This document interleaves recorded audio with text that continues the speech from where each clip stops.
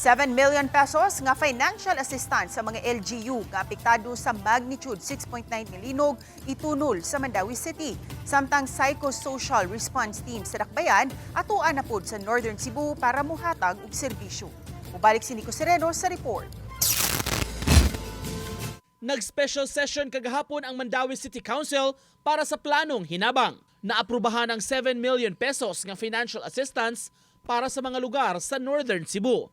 Pasabot sa City Administrator, human mapalabang sa konseho, lihuko na kini para ma-release adto sa mga nanginahanglan sa norte agi sa ilang mga LGUs.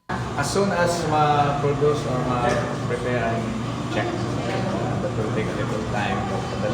Padali na mga may instructions sa mayor. Samtang human ma-deploy ug nakabiyahe na sa Northern Cebu, misugod na ang 40-man team sa Mandawi City sa ilang tahas para sa mga apektado sa linog.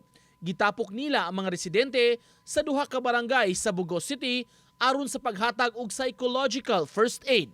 Labi na ang mga kabataan, nag-conduct sila og session aron matambagan ug matabangan. Taliwa sa lisod nga kasinatian, tuyong maabagan sila aron mugaan ang ilang pamati. Nahunahunaan sa Mandawi ang maong serbisyo nga ihatag sa norte aron matutukan usab ang mental well-being sa mga naapektuhan sa kusog kaayo nga linog. Uban ni Godfrey Relien, Nico Sereno,